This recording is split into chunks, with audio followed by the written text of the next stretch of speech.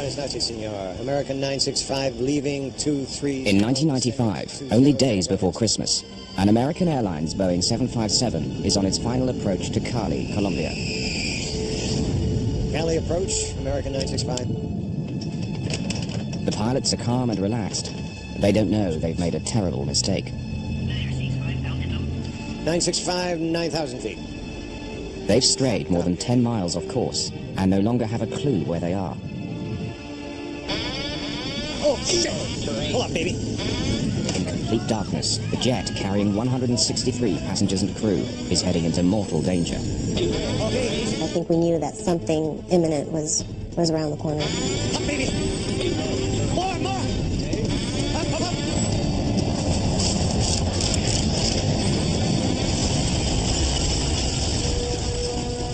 Flight 965 crashed into a 9,000-foot mountain. The crash reverberated throughout the aviation industry. How could one of the most technologically advanced aircraft in the world, equipped with a state-of-the-art navigational system and flown by some of the most skilled pilots, crash into the side of a mountain?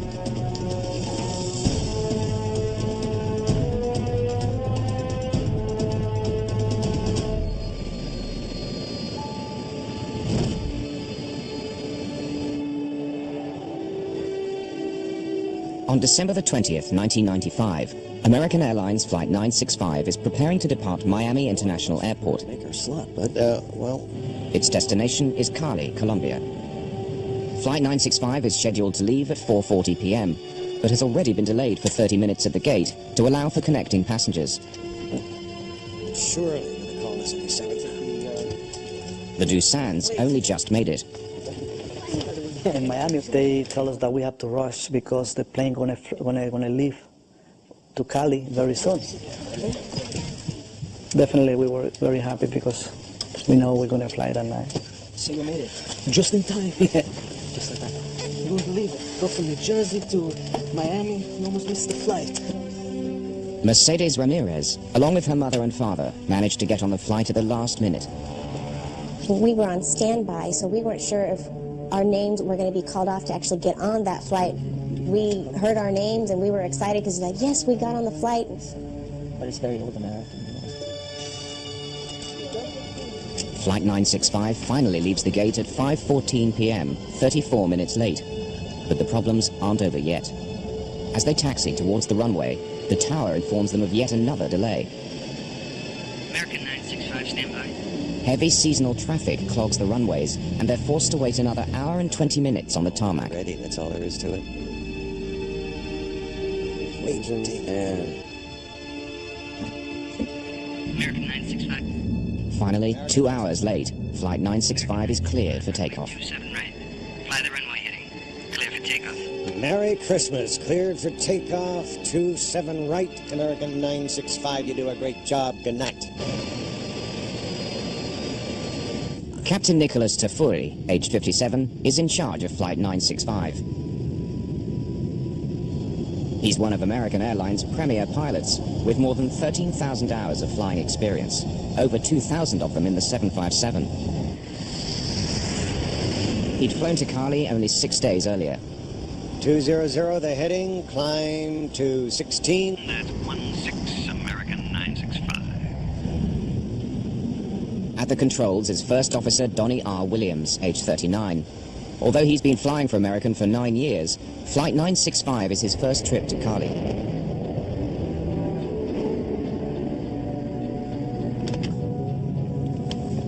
It's the holiday season, and the plane is filled with passengers starting their Christmas celebrations.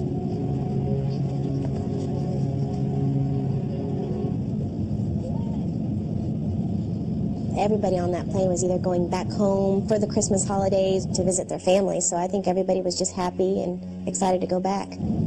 The day of the flight, December the 20th, is a very special day for passenger Mercedes Ramirez. Mercedes is a university student from Missouri. It's her 21st birthday, and this trip is a gift from her parents.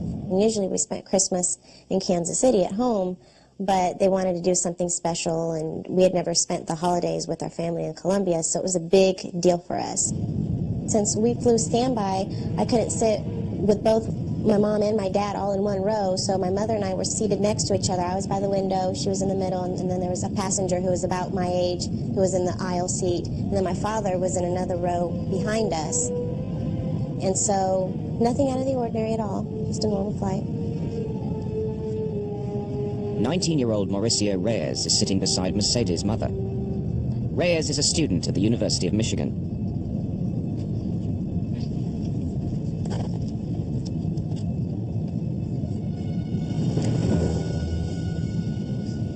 Gonzalo Dusan and his wife Nancy and their two children, Michelle and Gonzalo Jr., are seated nearby.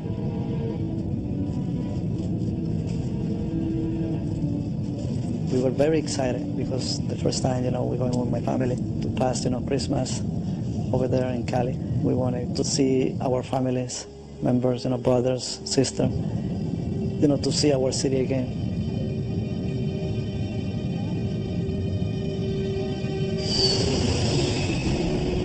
2 hours and 45 minutes into the flight, the plane is cruising at an altitude of 37,000 feet and on a pre-programmed flight path heading towards Cali's airport. 36 miles. They're flying a Boeing 757, a state-of-the-art airplane equipped with highly sophisticated computer systems. When programmed with the appropriate data, the onboard computer, known as the flight management system, can control the aircraft from takeoff to landing. It can be a pilot's best friend, or in the case of Flight 965, their worst nightmare.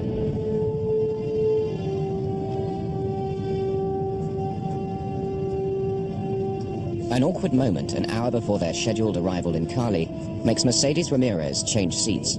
My mother had been talking to the college student who was next to her, and I think she was trying to kind of set me up with him because she kept on saying, oh, my daughter's in college, and my daughter's this, and my daughter's that. So I was very embarrassed. So I got up from my seat and moved to the row behind us, and I sat with my father. The seemingly trivial decision will prove to be her lifesaver.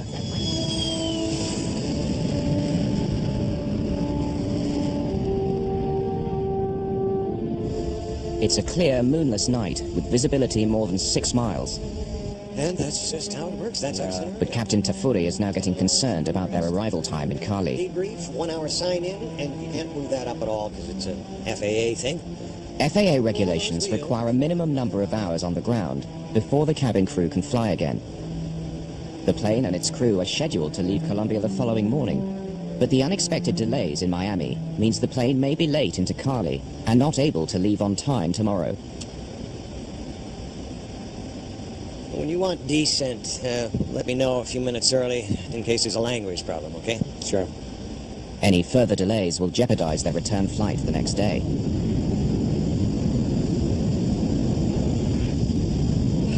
Well, let's see, we got 136 miles to the VOR and 32,000 feet to lose and slow down to boot, so might as well get started.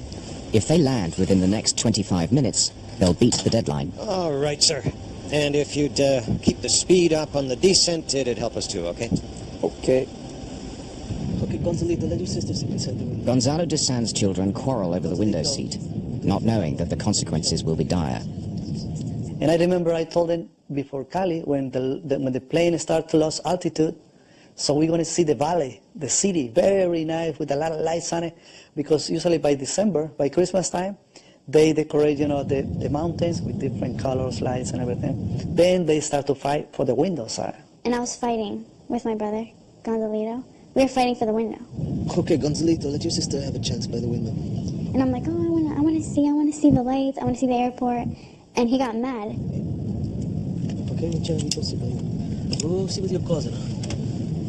Good boy, Gonzalito. Okay, Michel, take a look at the lights. Let's go sit here. Let's go sit here. What's there? Michel, can you see the lights outside the window? Ladies and gentlemen, this is your captain speaking. We have begun our descent for landing at Cali. It's a lovely evening. As we'd expected, we'll pass a shower or two on the way in. This lovely evening is about to end. In 30 seconds, the pilots will make the first of a series of mistakes, which will result in the death of nearly everyone on board.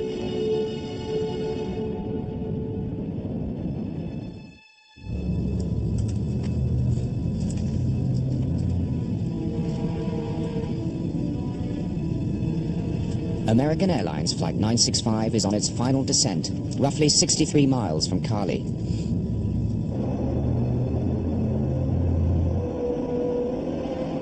Cali's Aragon Airport is situated at the end of a long valley. On both sides of the valley are towering mountain ranges that stretch to almost 14,000 feet. It's a formidable sight.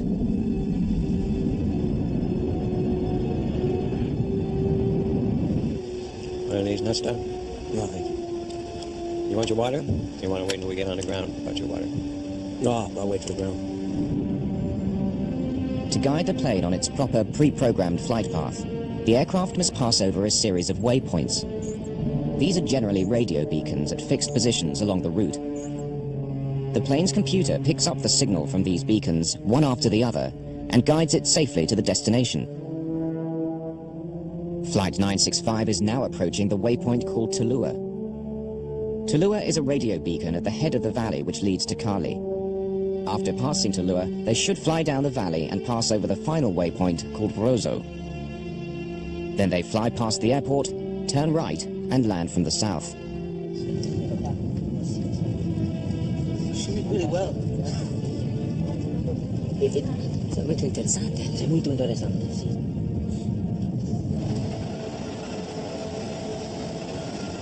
Cali approach, American 965. American 965, good evening. Go ahead. Buenas noches, senor. American 965. Cali Air Traffic Controller Nelson Rivera will oversee the final approach of Flight 965. But he has a problem. Insurgents, opposed to the Colombian government, have blown up the radar installation. Rivera has no way of knowing where planes are until they radio their position. The distance, DME from Cali? Without radar, the air traffic controller must rely on the flight crew to provide the aircraft's distance to the runway. The DME is 6'3". The DME is the distance measuring equipment in the Boeing cockpit.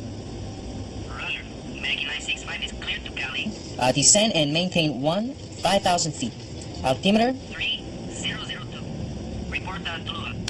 Okay, understood. Clear direct to Cali, VOR, report to Lua. Affirmative. It's a misunderstanding. Captain Tafuri thinks he's being told to fly direct to Cali and forget all about Tulua. But the controller needs him to report when he passes Tulua so that he knows where the plane is. To me, the word directly means that he was authorized to go directly to Cali, that there was no delay. Therefore, he had to inform us of his position in Tulua, because we don't have radar. I needed him to inform me of that exact location. Tafuri punches direct to Cali in his computer.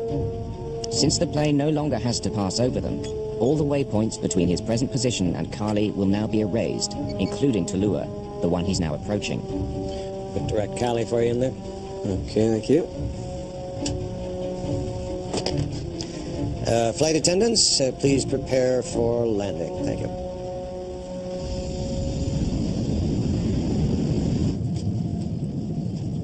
And I remember they gave us the order to put the back of the seat straight.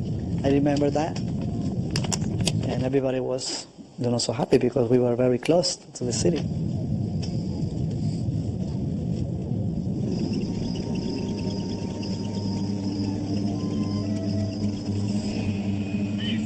The 11 minutes before their estimated time of arrival. Go ahead, please. Sir, the wind is calm. Air traffic control asks the flight crew if they'd like to land on runway 19, You want to shoot the 19 straight in? instead of their planned approach to runway 01. Yeah, we'll have to scramble to get down. We can do it. Yes, sir. We'll... Need a lower altitude right away, though. Roger. The American 965 is cleared to VOR DME. Okay. The pilots are pleased.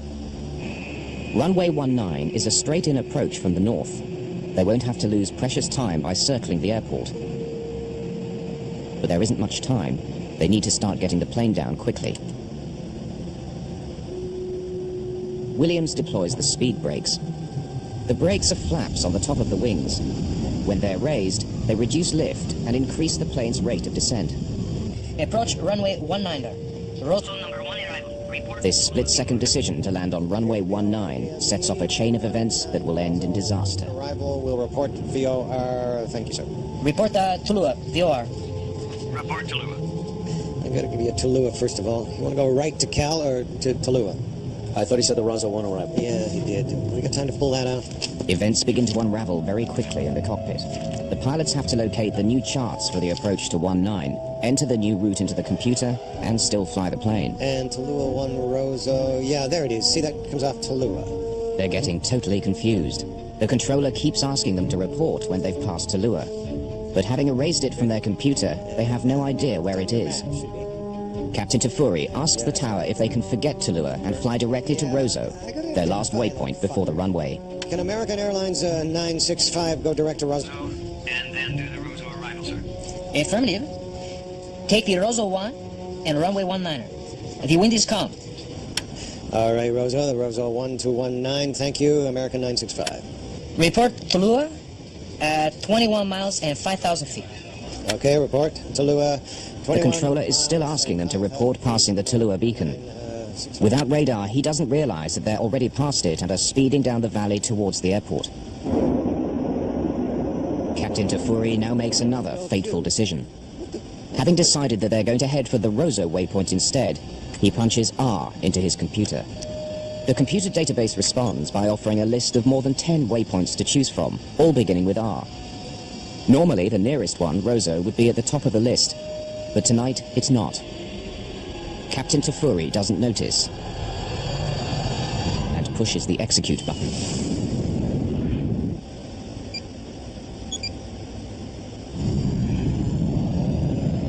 At over 300 miles per hour and descending at a rate of approximately 1,300 feet per minute, Flight 965 begins to veer off on a new and deadly course.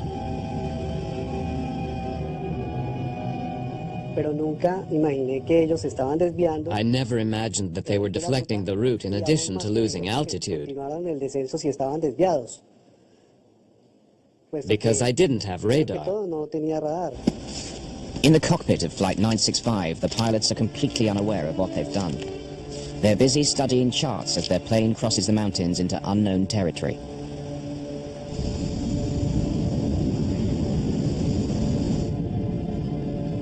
For more than a minute, American Airlines Flight 965 has been turning off its proper course and into the mountains. Captain Tafuri and First Officer Williams suddenly notice that their aircraft is taking them somewhere that they don't want to go. Let's go right to Tallulah, first of all, okay? Yeah, where are we headed? 17.7. Captain Tafuri is floundering in the pitch darkness. If he could only find the Tallulah waypoint, he could get his bearings. He switches from one computer system to another, and then manually enters the radio frequency for the Tallulah beacon. Okay, I'm getting it. 17.7 just doesn't seem right on mine. I don't know why. Left turn. So you want a left turn back around to ULQ? No, hell no. Let's press on to Press on to where, though? Tallulah. Hopelessly lost, and less than 2 minutes from impact, Tafuri decides to press on with his doomed approach. Let's go to Cali, first of all, okay? We fucked up here, didn't we? Yeah. Go direct CLO. How did we get fucked up here? Come to the right now. Come to the right now. The pilots don't know it, but when the plane veered off course, it crossed over the mountains. They're now in another valley, parallel with the one they should be flying down. Passengers are completely unaware that in less than 60 seconds, the aircraft traveling more than 210 miles an hour is going to crash. We're almost there. It's that fucking Tallulah I'm not getting for some reason. See, I can't... Okay, no. Tallulah's fucked up. Okay, yeah. But I can put it in the box if I you don't want. want Tallulah. Let's just go to the extended center line of... Which is Rosso. Rosso. Well, why don't you just go direct to Rosso then, all right? Okay, let's... I'm gonna put that over to you. They decide to give up on Tallulah and make straight for the airport. They don't realize that there's now a wall of mountains between them and Cali. 965 altitude. 965. 9,000 feet. Roger. Distance now. The plane's ground proximity warning system is telling them they're about to crash. 965, this is Cali approach. Can you hear me? Y ya no me contestó. He didn't answer. No me volvió a contestar. He never answered again. Easy does it. Easy does it. I could feel that we were just violently just going up. And I felt like I was in a roller coaster ride or something, and the turbulence was absolutely horrible. And by that time, people were screaming, and everybody knew on the flight that something was very wrong. Too low. Terrain. Easy, easy, oh, baby. Instinctively, I reached over and I grabbed my father's hand, and I put my head in my lap. In my mind, I just kept on thinking, come on, just straighten it out, straighten it out. Oh, baby. More. These were the last words on the cockpit voice recorder.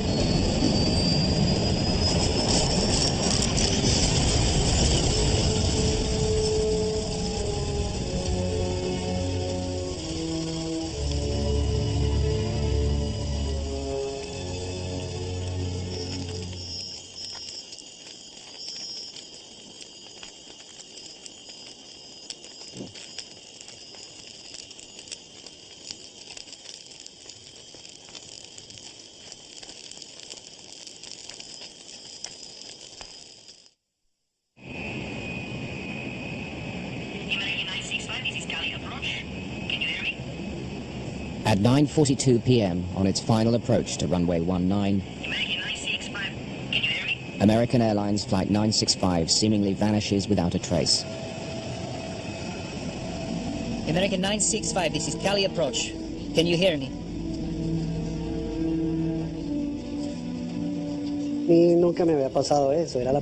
I never experienced anything like this before. This was the first time that I lost a plane, and the crew was not responding. It is very difficult to grasp the moment. When the plane didn't answer, I looked outside from the control tower. I could see from there the sky. I started to look for the plane. The night was clear, and I thought I could see the plane coming. But in this case, I never saw the plane. Moments after the plane's scheduled arrival, airport monitors indicate a 7-minute delay. Friends and family wait with anticipation for the arrival of their loved ones.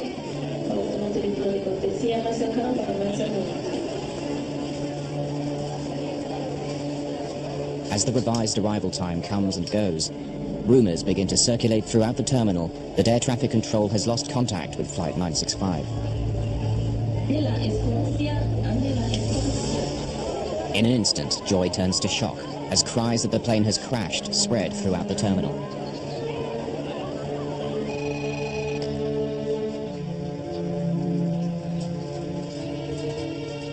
Locals living near the town of Buga, north of Cali, report hearing a massive explosion.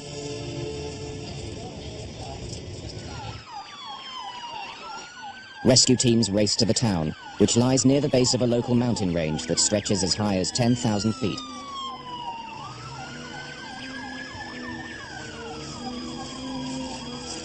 It's now 3 a.m., almost 6 hours after the crash. The first elements of the search and rescue team are trekking up the side of El Delupio mountain.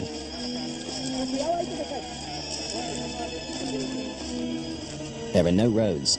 It's completely cut off.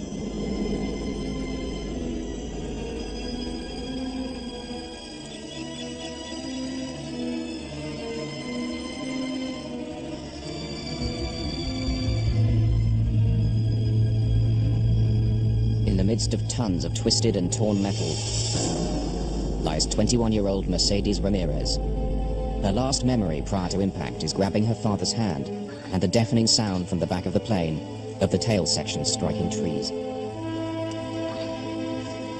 The next memory I have is the next day. It's daylight. I wake up and I see the sunlight around me, and I don't know where I am. And what's around me looks like a landfill, like a trash dump. And so as I'm laying there, I'm thinking, where in the world am I? Mercedes is critically injured with severe internal injuries and a shattered leg. Help! Is anybody out there? Help me! 19-year-old college student Mauricio Reyes also survives the impact and responds to Mercedes' cry for help. Can you move? I can try. I'm not sure. My leg is bent backwards. Okay. Please. Okay, hold on. Hold on. Okay. Please. Okay. The only way for me to get out was having to drag myself over people. And I remember this lady who I had to drag myself over, and I'll never forget her. Looking back, I think, oh my goodness, that was someone's mom, or that was someone's sister, or someone's wife. But at that time, she was just an object that I needed to get over to get out. Can you move?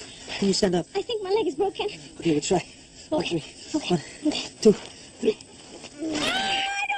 And when he lifted me was when the first time I actually felt pain. It just felt like an electrical current going up and down my legs. So he laid me back down, and then he went off to try to find help. Okay? Okay. Just stay here. Okay. Okay. Okay. Okay. Okay. Help! Is anybody out there? While I was laying there, more of the thoughts that were coming into my mind was, why me? Why did this happen to me? At first light, the Colombian Air Force starts searching for the crash site. They were unable to leave earlier because they had no night vision equipment.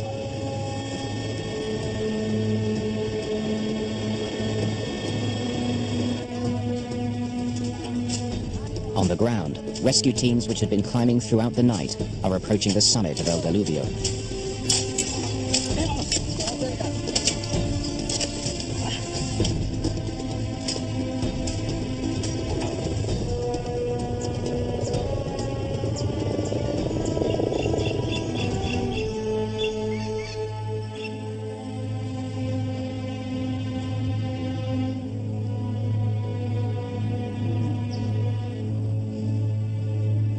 When I wake up, I start to feel the pain in my back. Then when I hear the sound of the helicopters, I realize something happened. I started not to feel panic. Help me! Someone please help me!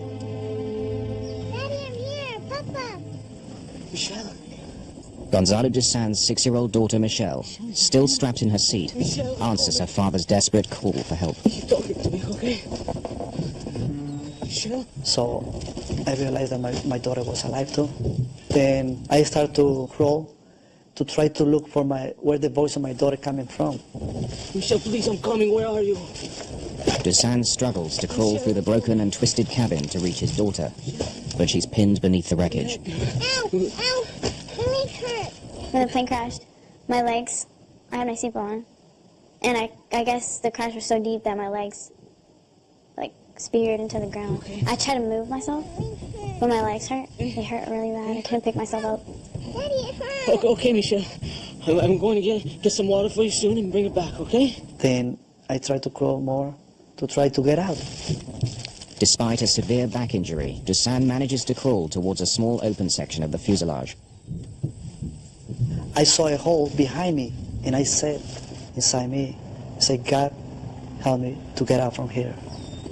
Help us! Over here! Help us! When I get up of the fuselage of the plane, I remember my son talk to me. Gonzalito! Here. Gonzalito! And he said, Father, help me. Gonzalito! Despite a desperate search, Gonzalo Dusan is unable to locate his son amongst the wreckage. Gonzalito!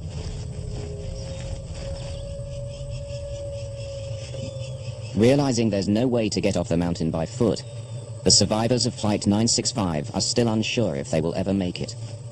The temperatures have fallen dramatically, and without protective clothing, they could die of exposure in a matter of hours.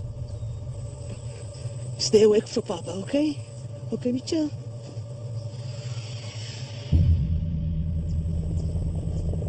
Since first light, the Colombian Air Force has been searching for the crash site without success.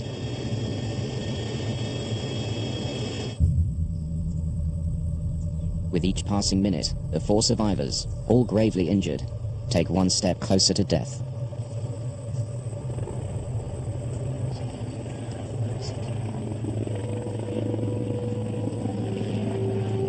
Michelle! Shortly after daybreak, the crew of a Black Hawk chopper spots the crash site. I could see the helicopters perfectly from where I was at, and even though I could see them perfectly, I didn't know if they could see me.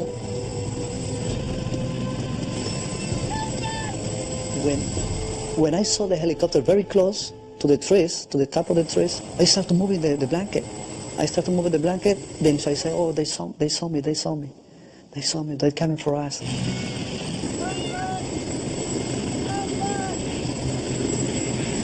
More than 8 hours after impact, and after enduring life-threatening injuries and near-freezing temperatures, the survivors of Flight 965 are about to be rescued. People finally know that we're here, and they're finally here to rescue us after so many hours of being stuck on that side of that mountain. So seeing them was one of the greatest things ever.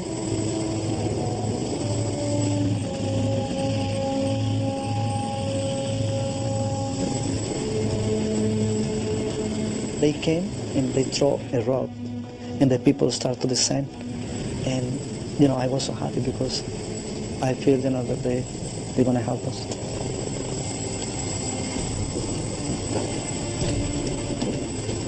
The first thing I told him, my son is alive. My son is alive, but I don't know where he is. Help me to find him, please help me to find him. And my daughter is alive, I told him. She's inside the fuselage.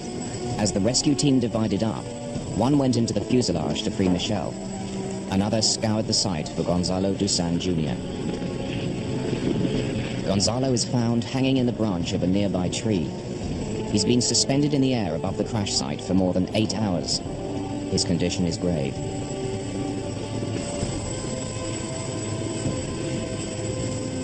Mauricio Reyes is the first to be airlifted off the mountain.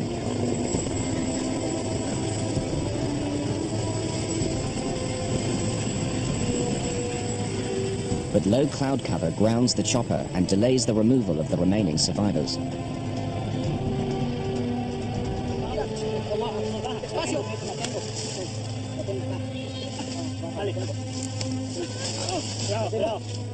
Fearing that Michelle Dusan may not survive the weight, volunteers decided to take a calculated risk. They fashioned a makeshift stretcher out of a piece of the wreckage and began to evacuate Michelle off the mountain by foot.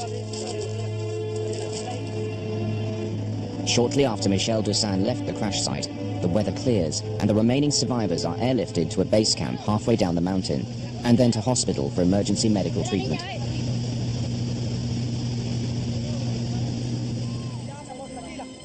More than 13 hours after the crash of Flight 965, Michelle Dusan is the last survivor to emerge from the jungle of El Diluvio alive. Surgeons attempt to save the life of her brother, Gonzalo Jr., but he dies on the operating table from massive internal injuries. I don't think that there's any medical explanation or scientific explanation. There is no explanation. That out of 159 people that were strong and tough, that me, a little girl, a 6-year-old girl, could survive out of so many people that were so much stronger than me. I just thank God so much. Of the 163 passengers and crew on board Flight 965, only 4 survived the crash. Experts will later label the accident a non-survivable event. All of the survivors were seated within 2 rows of one another, just above the wing. Huge girders carrying the wings make this the strongest part of the plane. Despite this, Mercedes Ramirez lost both her parents on her 21st birthday. December 20th, 1995, my life changed forever and has never been the same ever since. There's 160 people on that flight who, the moment that plane hit that mountain, all their hopes and dreams were instantly lost. But for some reason, I've been given a second chance at life, and so I'm going to try to make the best of it. The successful evacuation of the survivors led to the gruesome task of recovering the bodies of the 159 souls who perished on the slopes of Mount Diluvio. Investigators now descend on the crash site to try to find out how one of the most sophisticated airliners, equipped with state-of-the-art technology, could veer off course and crash more than 35 miles from the airport. The investigation was led by Aeronautica Civil, Colombia's equivalent of the FAA. Assisting the Colombians were investigators from the U.S. National Transportation Safety Board, including Dave Ivey. The wreckage and debris report indicated that the airplane actually impacted the eastern side of the mountain as it was trying to proceed back west to get into the valley. And the main body of the wreckage cleared the mountain top, or the ridge, I should say, and landed over on the western side, which is inside the valley area. Also following the investigation was Dave Simon, an airline captain who knew the Cali approach well. In the days that followed the crash, the industry was shocked. They were shocked because they didn't know how could a sophisticated airplane like the 757, flown by a well-respected international carrier like American Airlines with well-trained crews, get so far off course. Nobody could figure out how did it happen, why did it happen. Sabotage and mechanical malfunction were soon ruled out. Attention began to focus on the action of the flight crew. The discovery of the black boxes enabled the investigators to follow the final moments of American Airlines Flight 965. There is never one single item or error that typically brings an airplane down. There's an error chain, and a chain is made up of many links. The airplane was en route to Cali. As they were approaching from a distance out, the controller offered them a straight-in landing. Are you able to approach? Runway 19er? Would you like to shoot the 19 straight in? Yeah, we'll have to scramble to get down. We can do it. When they first accepted the approach, the first officer remarked that we do need to get down in a hurry in order to accomplish this. Yes, sir. We'll need a lower altitude right away, though.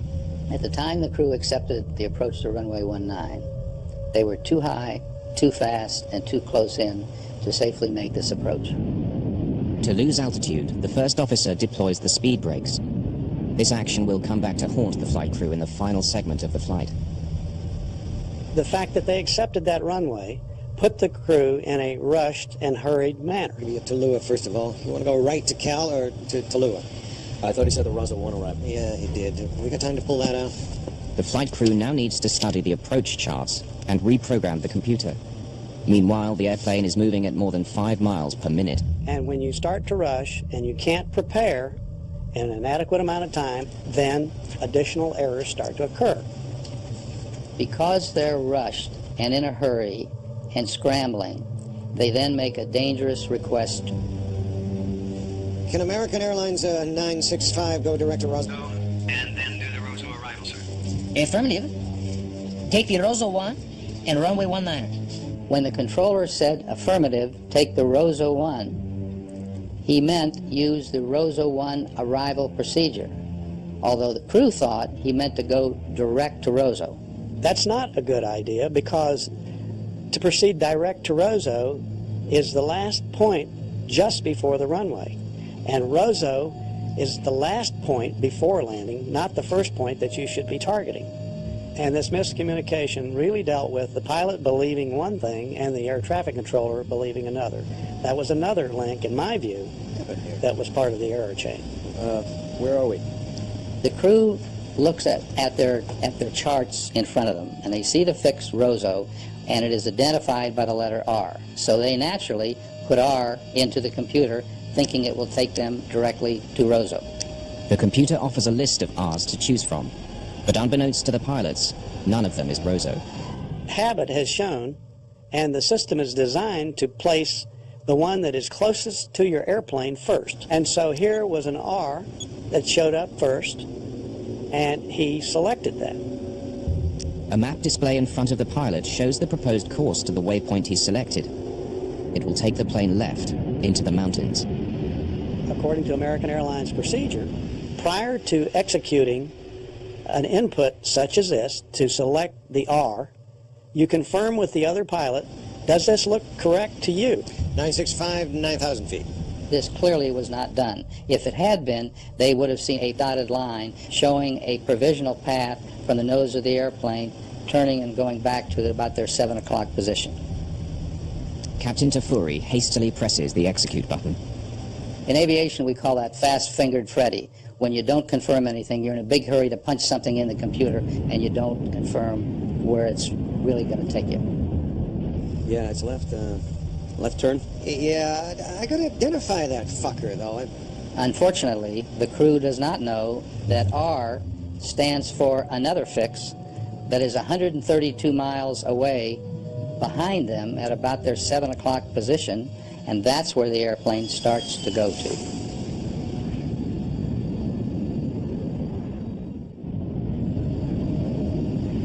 The flight crew of American Airlines 965 has unwittingly directed their aircraft off its intended course and into mortal danger. Where are we? The plane was simply doing what it was programmed to do. In this case, it's to fly to Bogota, 130 miles away. More than a minute into the turn, the pilots are unaware that the plane is flying away from Cali and is heading dangerously off course. The first officer's getting the charts out, the captain's getting the charts out, they're trying to tune radios. No one's flying the airplane, no one's watching what happens, and they assume that the automation is going to take care of it. Sometimes it will, but in this case it didn't. Where are we? We're going out to... Let's go right to Tallulah, first of all, okay? Yeah, where are we headed? 17.7, ULQ. What's with the ULQ? Here. There's an old saying in aviation, never point an airplane someplace that your brain hasn't been 5 minutes earlier. The American 965, distance now? What did you want, sir? Distance DME? In this case, the airplane got in front of them. It was flying what was selected. And in fact, it was flying beyond the pilot's recognition of where it was supposed to be traveling. The pilots had lost what's referred to as situational awareness. Left turn. So you want a left turn back around? No, hell no. Let's press on. We're pressing where, though? Tallulah. That's a right U. Once they became unsure of their position, once they became confused and disoriented, that's the time to click off the automation and to basically abandon the approach, climb to the minimum safe altitude, and to go to Cali. Let's go to straight to Cali. Altitude? Instead of abandoning the approach and gaining altitude, Flight 965 continued its deadly descent. When the warning sounded that the plane was about to crash into the ground, First Officer Williams disengaged the autopilot within 1 second, but forgot to retract the speed brakes which had been deployed earlier. 965, this is Cali approach. Can you hear me?